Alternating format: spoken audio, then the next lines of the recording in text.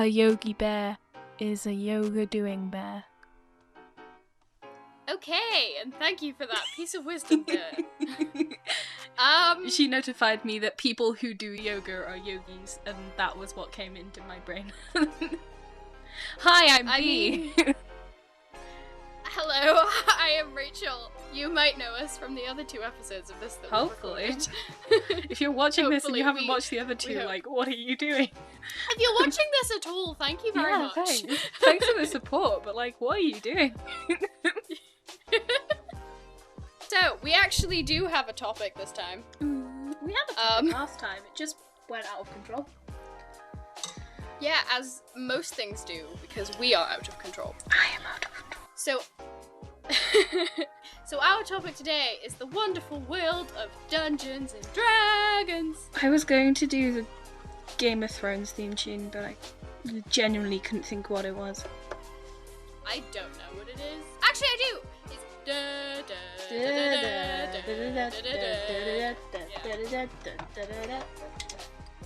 Okay, I'm happy now. Yeah. Okay, good. Yeah, so Dungeons and Dragons, otherwise referred to as D&D, which we have subtly mentioned in every single thing we've done thus far. Rachel will explain the concept of Dungeons and Dragons. Yeah, so a brief summary of what Dungeons and Dragons is. Dungeons and Dragons is a tabletop roleplay game or a tabletop RPG game where the players create a character based off of different classes and species and stuff that are usually within the player's handbook. The player can create pretty much any character they want. They have a lot of scope. A character has an alignment, which is where like the memes of like chaotic neutral and shit come from. And it's pretty fun. And then you have somebody called a dungeon master, which sounds a lot kinkier than it is. It is in my case. Well, unless you're Lily, who is our resident dungeon master. Hi. She'll go into a bit more about that in a minute, but basically you take your character, you play as your character, you go on adventures in the land of make-believe, and you roll dice and have a lot of fucking fun. Lily, please take over and explain what a dungeon master is. So, as the dungeon master, I come up with the stories and what the players go through, and then when they fuck up my story, I mend the it. trauma that we go through. The trauma that we go through because we fuck up his story. I mend what I can, and I change my story on the fly. It's good for improvisation, it's good for storytelling. Because, obviously, as a dungeon master, you don't control the characters, so you can't force a character to do something out of character, because your players will be in character, hopefully. And if they're not, then all of the rest of the players will call them out for doing something out of character.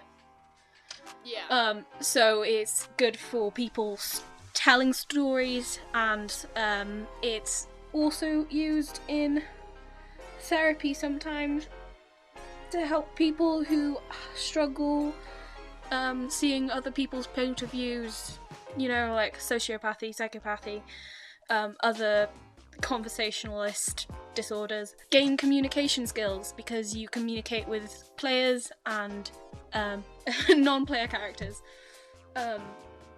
in the way to get there, and then you have to converse with the DM to tell them what you want to do as the character. So it's sort of like a both educational and fun. Yeah, she makes it sound a lot more civilized than it is. Yeah, it's really the not. First, yeah, it's a lot of just fucking about with friends, and I mean, I'll use my character as an example. The character I'm currently playing is an elf. Hi, elf. She's a high elf, so she's extra. She's a high elf, she's noble born, which means she got money, and she's referred to as the scary one purely because of the bard in our group being an intolerable bastard. Yeah. And that's you I am talking to, Wally. I am calling you out, motherfucker. She's biased because she plays bards. I am a bard in real life, don't fight me on this.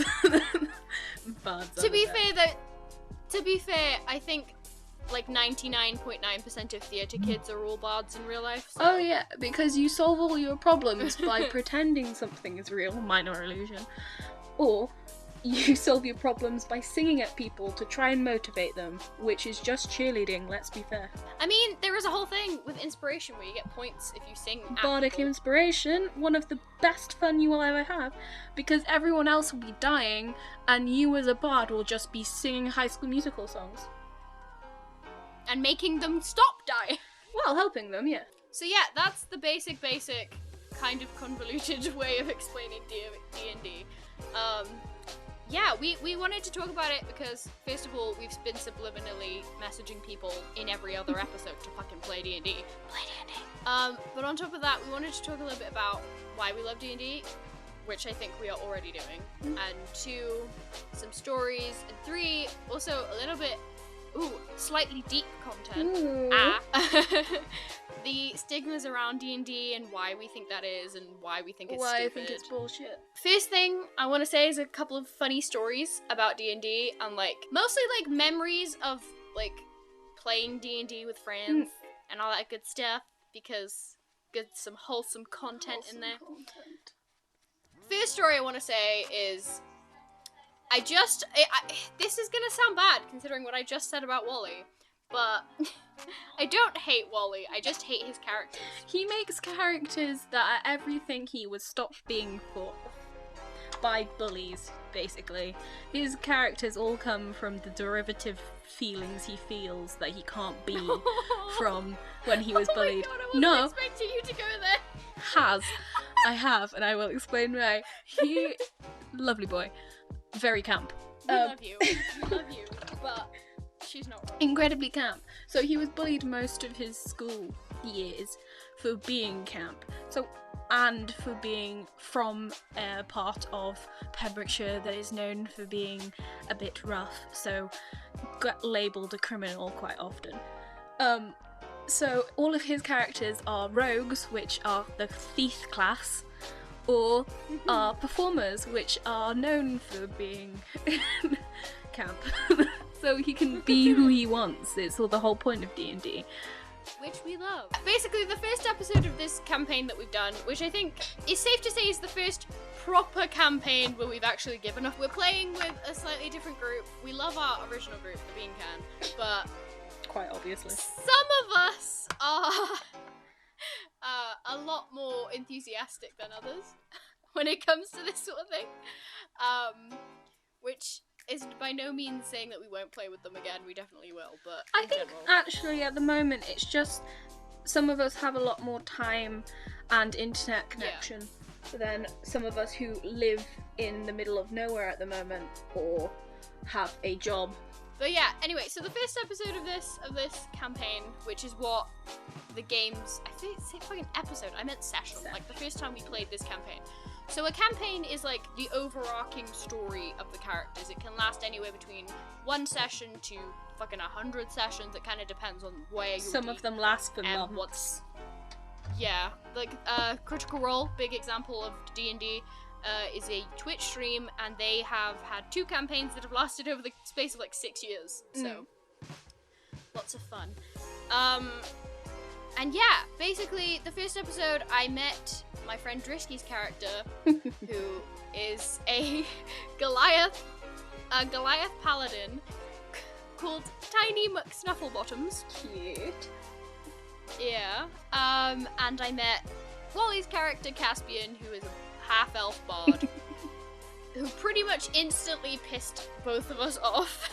And so Drisky decided to throw a boot at him, which, I mean, went about as well as you can imagine. It was great. It was iconic. And it's become a thing now, where he has an extra boot just so he can throw it at him. Drisky changed his character design so that he had an extra boot on his belt so that he could throw it at Wally's character when Wally's character is going mad. I also, pretty much from the get-go, decided that my character was gonna have beef with the fact that his character likes to pretend he's a full elf and not a half elf. So my character could be perceived as mildly racist. That seems to be a mild No, theme my with character your did not have character. issue with the fact that he was a tabaxi in the last campaign. The rest of the tieflings had an issue with it. I just hated him. For general reasons. So, in the first campaign we did, Wally also played a terrible character. And he probably won't admit it, but they were all terrible characters, and I won't let him say any different. This is the DM wins, by the way. In every sense of the word, the DM wins. Oh yeah, if the DM doesn't like something about your character, it's changing. Or it's getting bad for you. So I found his character slightly annoying because although Rogue is a class, and they are the thief class, and there are certain types of characters who are more inclined to steal, like the tabaxi. Which, by the way, a tabaxi is a cat person. Automatically... Oh yeah, the cat person thing. To constantly and at all points try and steal everything that somebody may or may not have on their body is terrible gameplay. Yeah, don't do that. Because you're not letting the DM, one, give you the opportunity to talk to this person who may or may not have information for you. Also, if you're constantly just stealing stuff from people, either you'll constantly be in jail because it will go wrong because the dice do not save you. Oh, by the way, you have to roll dice to do things in D&D. Oh yeah. Polyhedral dice set, it's a long story, we're not going to get into it, but basically you roll proficiencies to see if you pass or fail. It's kind of like fate. Yeah, basically, almost all the time you will roll a d20, which is a 20-sided dice, and the DM will tell you what kind of proficiency you have to roll. You have numbers assigned to it, and if you roll a 1, it usually goes badly. If you roll a 20, it usually goes very well. There is very little probability of you getting a 20, to be honest. I know it should be like 1 in 20, but it usually isn't. No, it's not. In practice, that doesn't work. So most of the time, you will fall on your ass and you will get sent to jail, which almost always derails what the DM wanted you to do in the session. So don't be that guy. Because DMs will not be favourable of your character if you're being a prat. Pretty much, yeah. So, I'm not always a DM. Actually, I never wanted to be a DM. I will be eventually, god damn it. I fell into the role, because I was the only one that had played it before in our group. So automatically I knew a little bit more than the others, so they said to just basically walk them through it. So as a DM, I talk to them a lot more through problems than a usual DM will. And if they're going to do something that's going to get them killed, I will tell them. Rather than just killing their characters. Which we appreciate, we love you. Please don't kill us. Once you get on higher levels, I'll stop telling you things. But oh god, we're gonna die. Yeah. We're not gonna make it there. You realise we're not gonna make it there. But the point of... yeah, so I've never been... before being DM for these people, I was never a DM. And to be honest, as a player, I wasn't very focused. Because I can't focus on one thing at a time. So, for all of my Dungeon Dragon sessions, I'd bring a book with me, and I drew drawings in the book of, like, the characters or whatever I thought about. So, I never focus very well. So, all of my information about D&D is half-baked. Which is fine, because no two DMs will ever be the same. And, everyone, basically there are no rules to D&D apart from you have to roll dice at some point. Yeah, pretty much. And it's turn-based, so it's a turn-based fight system. If you do fight, there are some D&Ds that don't actually have any battles in them. Which, I mean, part of me is like, that sounds cool, but at the same time, that also sounds really... They're more puzzle-based. Mm. So the characters have to work out why they are where they are, and then work out how to get out of the place they are. Yeah.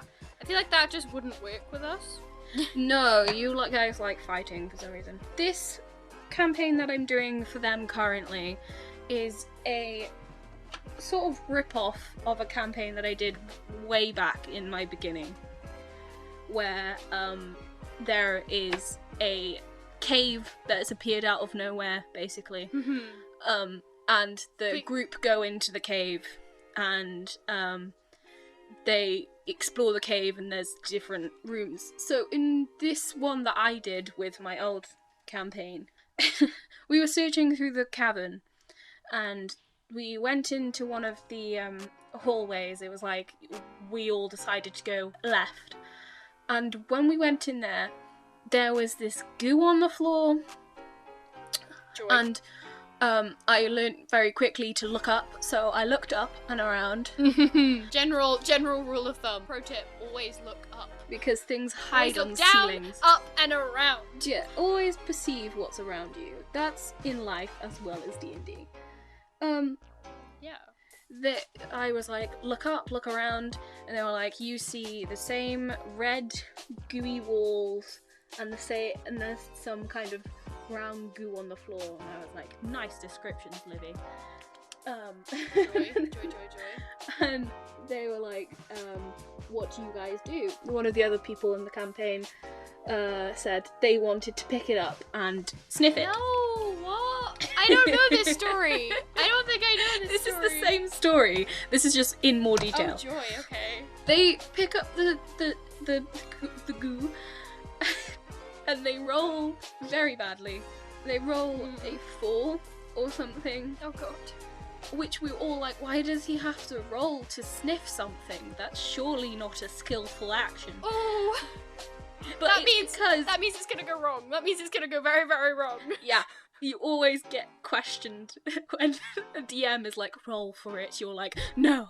If you ask if you're allowed to do something, and they come back with and it's something that seems simple and that you should just be able to do it, and they come back with either you have to roll it, or they ask you if you actually want to do it. Like, if they ask you, are you sure? You should back the hell up. Do not do it. I've gone, Never. Are you sure?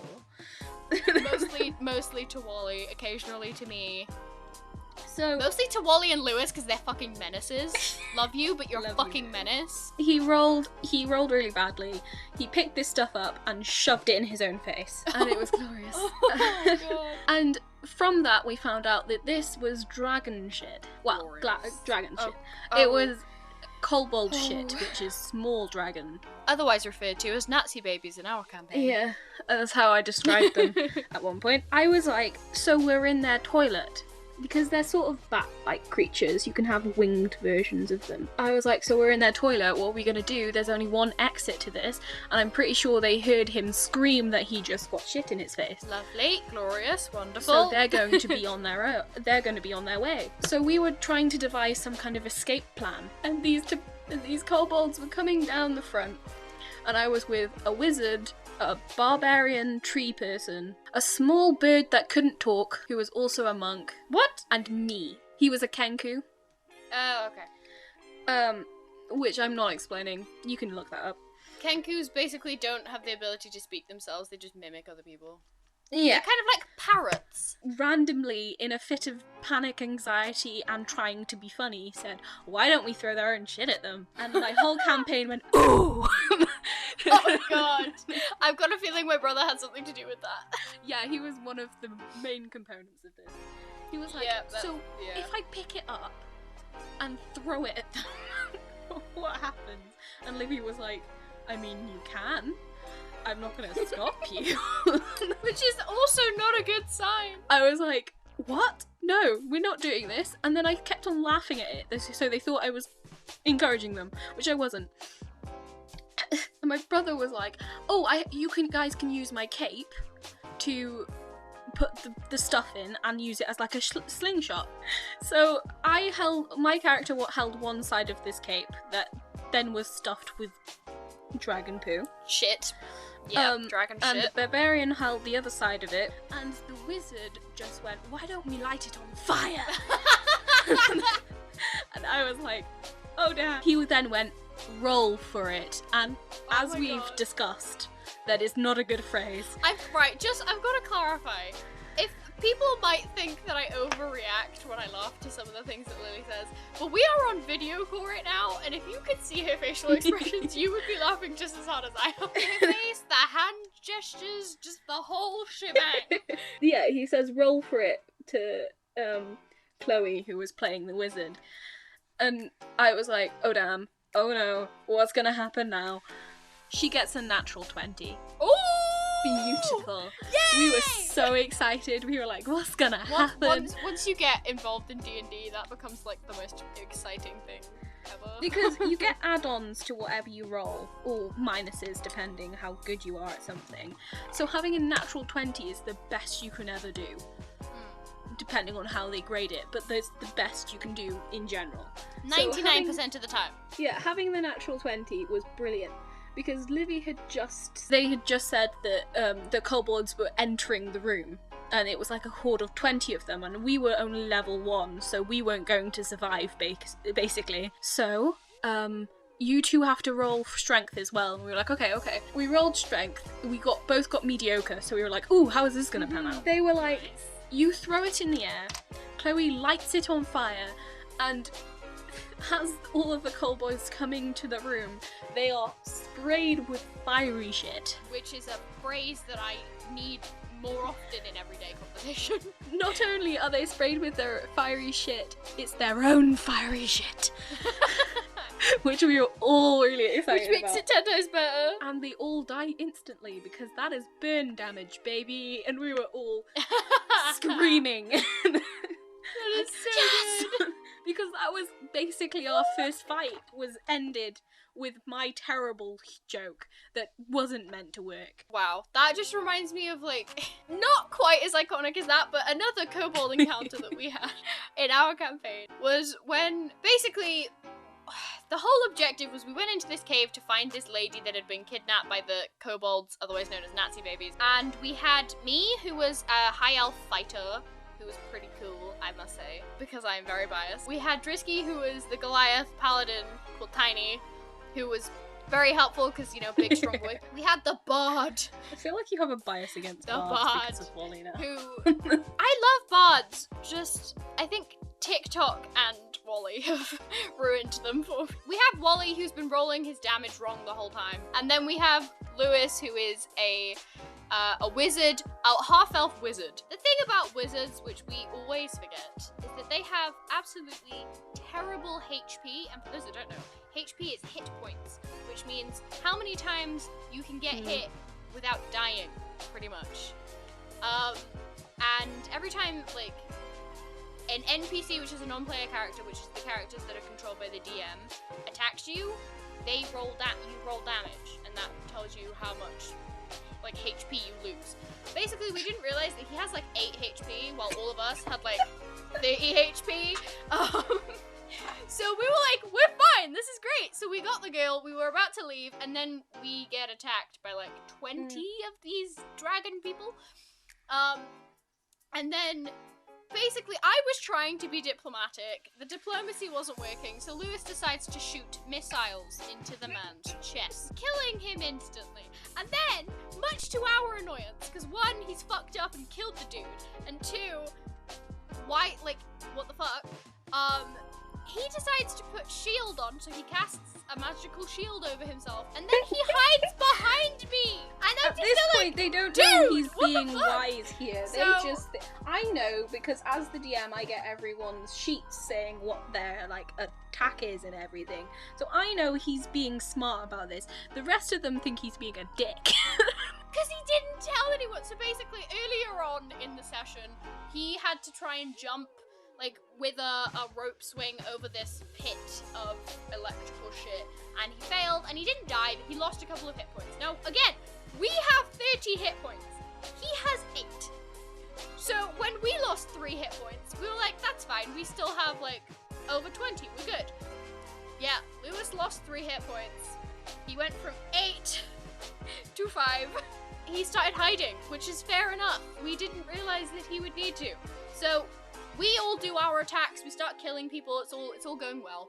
And then we're like, Lewis, fucking do something! Like, ah! So he's like, fine, fuck! So he does something, and then in retaliation gets hit, and he goes, and as it hits me, I am now unconscious. And we're like all 3 of us just like, jaw drops, like, what the fuck? And he's like, yeah, I probably should have mentioned I'm a wizard. Wizards are shit. It's very difficult to keep alive. They're not terrible, they're just incredibly difficult to keep alive.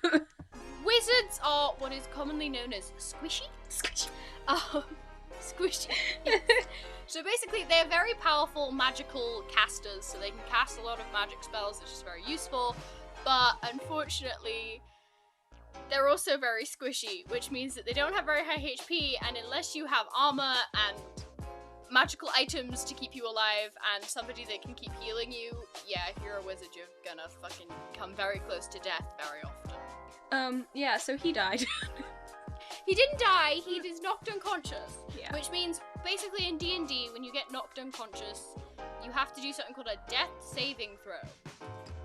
We're not going to do very well at describing any of the technical stuff of D&D, so I'm going to get Lily to link Handbooker Helper from Critical Role. Yeah. So if you want to know, watch the series called Handbooker Helper by Critical Role. It will explain a lot more than we do. And the shit guide to D&D, that's also going to be and yeah, that will be linked as well, because that's hilarious. But yeah, basically, he's passed out. We're like, what the fuck just happened? So we end up killing all the dudes barely. Caspian gets 1 hit point, I think, or like 3 hit points by the end of it, because he's still not great. The girl gets knocked out, but luckily the paladin has this thing called lay on hands, which sounds sexual. Is not sexual. Paladins are the least sexual of all of the classes. They're basically warrior, like monks, but without being monks, because that's another class. They're So, not like- monks, but they also have a vow of celibacy, most of them. Yeah, and so he heals them enough to like wake them up and get them out. To which we get out, we get back to the pub, or the tavern, the inn, whatever you want to call it, and we give the girl back to the bloke we were supposed to give the girl back to. They That decide makes it to sound get like he owned it. he was He hurting. gave him back his property and No, we returned the girl to her friend / boss, who was worried about her. There we go. That sounds. he less was a good. magician, she was his magician's helper. Assistant thing. Assistant. Yes, that's what I was trying to describe, but I'm inept. And then they decided, the 2 people that were on the worst, like very close to death, as in like 1 or 2 hit points away from being unconscious and or dying, they decided now was a good time to get absolutely fucking shit-faced. Which, as you can imagine, was not. And then because the wizard is a wizard, he is absolutely shit-faced at this point, decides to go invisible. He's As in- stealing pints off of the side of the tavern, the bar, and he's just pretending he's not there and watching Yeah, everyone pretty else much. get drunk and have fun. All meanwhile, Rachel and Drisky's character are trying to save the person they just saved from the cult members again. Yeah, because now there's fucking cult members. Before there was dragon people that we assumed were in a cult, and now they're a cult member. We're like, what is happening? We've met this other bloke who is a dragonborn, which is different to a kobold, and it's all very confusing, but the dungeons, the guide to D&D will explain things. Good times with D&D. Now let's talk about maybe the reason that a lot of people don't want to play D&D. Yeah, the stigma about D&D. So obviously, D&D gets a bit of a weird rep. I'm not gonna get into it, but I am gonna mention it. There was a whole thing in the 80s when it first became popular called the Satanic Panic, because weird Christian groups in America thought that we were worshipping Satan. That was a whole thing. We're not gonna get into that. But basically, ever since then, it's been considered very, very nerdy for one, which it still is.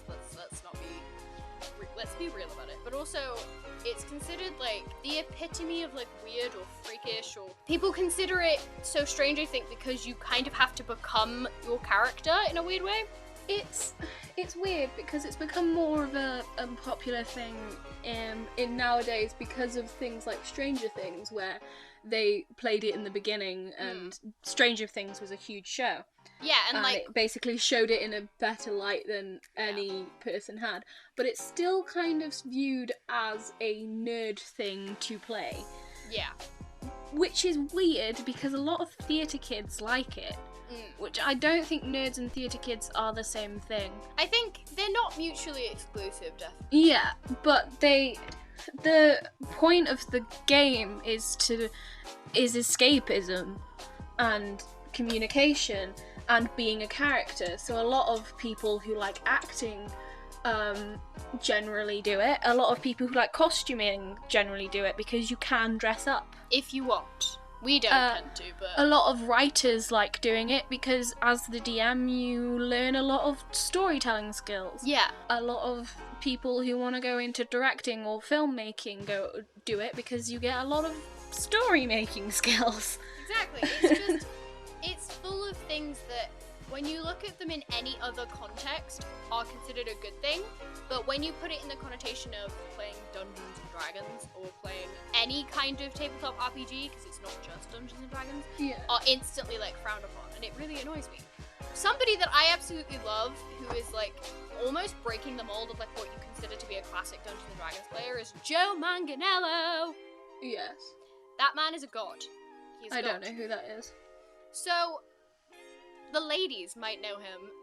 He's from Magic Mike XXL and Magic Mike, both of them. He's the hot fireman, for those that want to know. And he plays Dungeons & Dragons, and he is a huge fan of Dungeons & Dragons. He is also a dungeon master, and he loves it. And he has a whole gaming company called Death Saves, where they make, like, gaming apparel. It's not necessarily strictly for gamers, but it's, like, based around Dungeons & Dragons, and it's fucking cool. And he's just great. He's a great guy, and he played on Critical Role as a guest star, so again, Critical Role is a Twitch stream where they play Dungeons & Dragons, but it's not just regular people, it's voice actors doing it. So, if you're listening to it, it feels like you're just watching a show, because they're brilliant storytellers, and they're always in character as the voices. Yes, which is so fun. Well, almost always in character. Obviously, if they're just talking between them, or, like, trying to figure stuff out, then they're just themselves. But most of the time, whenever there's an interaction between characters, they talk in character, and it's great. I highly recommend. You can watch Campaign 1 and Campaign 2 on their YouTube channel. I feel like there's this stereotype of this boy with, you know, like, a nerd, basically, who is telling like you, a like, caricature. you can't talk to me out of character, you can't do this, it's against the rules, you need to behave yourself, you need to do this. And it's like, no. Most DMs don't want you to stick directly to the rules, because that's not fun. Fun is the things like what I just talked about, where I suggested something in jest and it became one of the best parts of the story. Exactly. Things like my bard in my first campaign took credit for the whole mission at the end. She wrote a ballad about the story that we had just gone through, and she ended with it, and the best part is I did it alone. And because she was so charming, because that's what I made her to be like, everyone believed it. So the rest of the campaign were angry as hell, and I got lots of money for it. And that was so fun, because everyone didn't know how to react, because technically it's not against the rules, but it's not what you're supposed to do, because you're supposed to be like all buddy-buddy with the people you're with. But I didn't care as a character. I thought, no, my character's a bit boastful. She wanted everyone to think that she was... And that's exactly. And it's one of those things where it's like what your character does doesn't necessarily mean what you would do or what you're going to do. I mean, you and Catherine as characters slept with the bartender to try and get free stuff out of him. Exactly. In real life, I'm pretty sure you guys wouldn't do that. But I wouldn't do that. You would. I'm not speaking for any other parties involved. We love you, Catherine. You're out there. We do love you, Catherine. But like, you wouldn't do it in real life, but because it's a game and there's no consequence, you just did it, and it ended up good. My first character was, I maxed her out on charisma. Her whole thing was that she was so charismatic, she made a man and his wife want to sleep with her simultaneously. To which she then made them go off on their own time and have sex with each other. She was that fucking smooth. She repaired a marriage. She repaired a marriage through sex appeal. It was glorious. And with that in mind, I also managed to secure a place to stay for the rest of my party in their house for that evening, even if I didn't stay there, because I was staying with the bartender. So it's like, I wouldn't do that. Lord knows, I'm a mess when it comes to flirting. To flirting and that side of the world. But my character wasn't, and I got to pretend to be great at it for a while, which was fun. And if you're in a supportive group, in a healthy group of friends like we are, then you can do stuff like that. You can try different things out like that, and they won't judge you, and they won't consider what your character does to be what you would do. There's no shame within a D&D campaign. Yeah, we hate... It's the thing, we hate all these characters, because in general they're shitheads. And they piss us off because they don't listen to anything. But because it's just a game, Wally knows we love him as a person, and the person that Wally is amazing. But it's always interesting to have those characters as well. It's like, it's all part of it. And it is part of making somebody more aware of what world they live in, because you're not always going to get on with the people that you have to work with. Exactly, and I think I kind of play up on the whole hating Wally's character, because there are definitely times in the game where I'm like, oh, I want to join in the shenanigans, but my character wouldn't join in the shenanigans. She would punch him, which she does a lot. Yeah. I slap him upside the head a lot, which has become a thing. He loses 2 HP every time I do it. Well, you do have to roll for it, but generally you roll enough to hit him. Yeah, pretty much every time. I have not failed that one yet. That's just kind of how the cookie crumbles, how the dice be rolling. Although to an extent you do have to stay within the realms of what your character would do. Your character does not have to stay within the realms of what you would do. Like, I straight up murdered a guy on a whim, just because I felt like it. He pissed me off. I wanted to kill him, so I did. In real life, I would not do that. You control yourself enough to stop. Exactly, I wanted to, but I haven't. My character doesn't have that. She can control fucking fire, so of course she made him burn alive. Of course, if I control fire, I'd make people burn alive. Exactly, I would too. Maybe not all the time. I'd just like, if I had that power in real life, I'd probably just like bring it under their toes or like under their arse or something, just to give them a little bit of a fright. Like, you know, in Scooby-Doo, Ghoul School. Yes. The little dragon thing. Yeah, exactly. Basically, I mean, as I've grown up, we're gonna get deep here. Ooh. Let me vibe. Okay, letting you vibe. As I've grown up, I've realised, coming off of a video I watched earlier by ContraPoints about cringe culture. Shall be linked. It shall be linked. Cringe culture and people being deflective and weird about stuff that you like, it's just them being insecure that they don't have the confidence to be who they are. Yeah. And to be whatever they want to be. But if you're secure in who you are, or what you want to do, you can do whatever you want. And D&D 1 can teach you that, but also is just fun and just escapism like any other form of media. Yeah, exactly. Which I think is a really nice way of kind of summing it up. Which we are going to have to do now. We are going to have to sum it up because we're coming up to our... We've gone past all. So we're going to do the end of podcast referring to people. Tom Marsh wanted me to tell everyone that I am a wuss because I don't like watching zombie movies because I am a big baby person. But he just wanted a shout out. He is wrong. He is categorically wrong. Yeah. I think the only thing that we could potentially give him credit for being correct about is, like, the boy knows jazz. The boy does know jazz. And that's about it. So that was one shout out. I would like to. That was the one Yeah, shout out. I would like to remind you that we will be linking Critical Role, Critical Role's Handbooker Helper, the Crap Guide to D&D. Will all be linked in the down bar, which sounds fancy. Ooh. Yeah. And I'd like to do the friendship hour. Yes, This week, our mates, the Statue of Men, have released a few songs. Yay! And they're really good, and I'm really proud of them. They've released some crazy cool demos. I'd like to tell Dan Maloney that no, we are not Ashton's friends. We are fans of your band. Yeah, We God. really enjoyed the music. We were listening to it on call all together and vibing like anything. Whoop, So I will leave the link to their channel in the description as well. I hope that you all of you, go check it out. She's They giving are you a stern brilliant. look. I'm pointing. A point has been made. Yes, go check out Statues of Men. Go check out all the links that we've already said. Tom, you're wrong.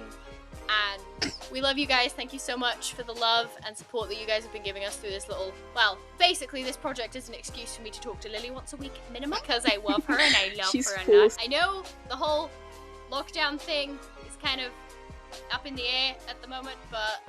You know, it's fine. We'll get through it. We're doing well. We're still here. I'm mildly going mad, but it's fine. I've got cranberry juice and Nutella. While you're sat at home, probably feeling kind of lonely, remember that we're all in this together, and just to be yourself is enough. And we'll all get through this eventually. Eventually. See you guys. Love you. Bye. Love you. I don't know why I did that. Don't. Yeah, no. Okay. Bye, guys. Love you. Tra.